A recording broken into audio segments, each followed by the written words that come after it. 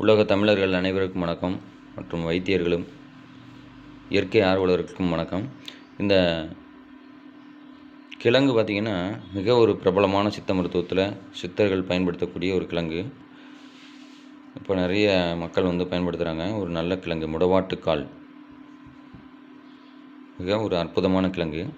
இந்த கிழங்கு பார்த்திங்கன்னா கொல்லிமலை, மேற்கு தொடர்ச்சி மலை, நிறைய பார்த்திங்கன்னா நீர்ப்பாங்கான மலைகள், ஓடைகள், நீர் ஓடைகள், மரங்கள்லேயும் அந்த தண்ணி போகிற பக்கத்தில் அது நிறைய இருக்கும்.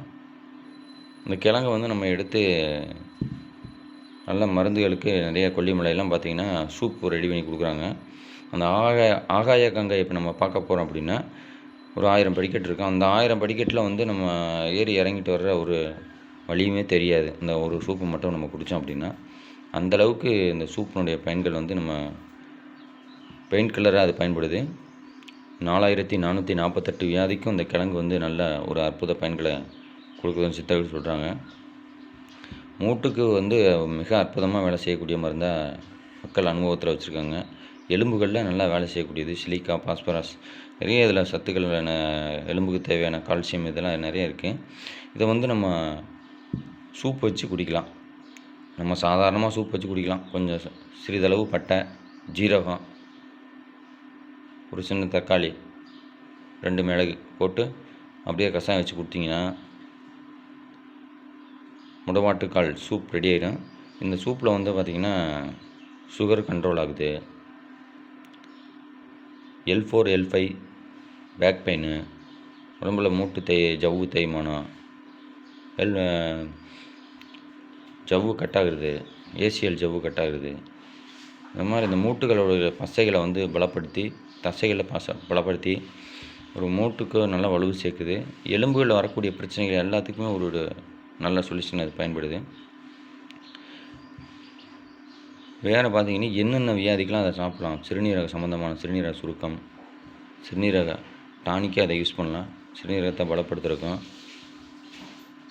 ஒரு அற்புதமான மருந்தாக பயன்படுது. சுகர், கணையம், கல்லீரல் அனைத்தையும் புதுப்பிக்கக்கூடிய தன்மை இருக்குது. இது ஒரு முறையில் நம்ம மருந்தை தயார் பண்ணி நம்ம சாப்பிட்றப்ப மிக அற்புதம் பலன்கள் கிடைக்கும்.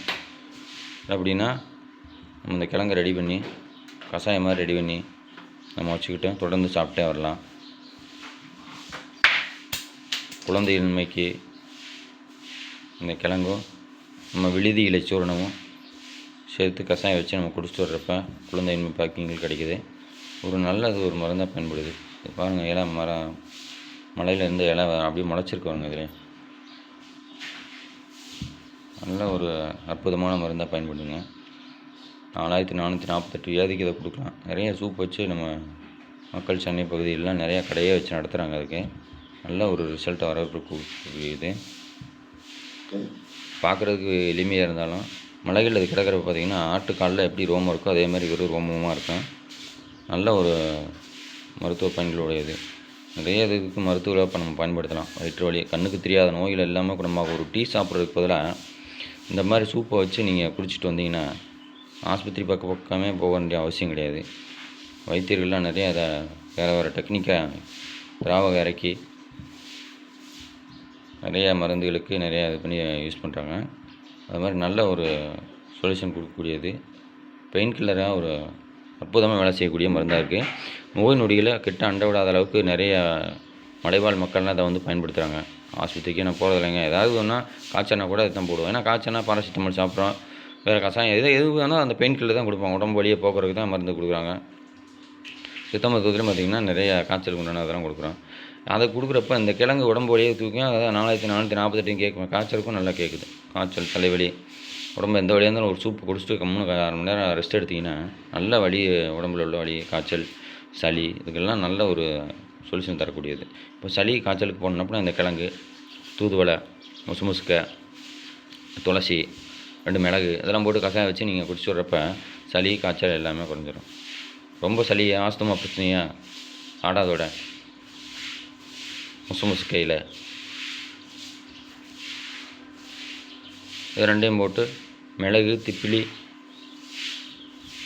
சித்திரத்தை இதை போட்டு கஷாயம் வச்சு நம்ம குடிச்சு வரப்போ நீண்ட நாள் சளி தொல்லை, மூச்சு இழுப்பு, இரவில் வந்து மூச்சு விட கஷ்டமாக இருக்குது.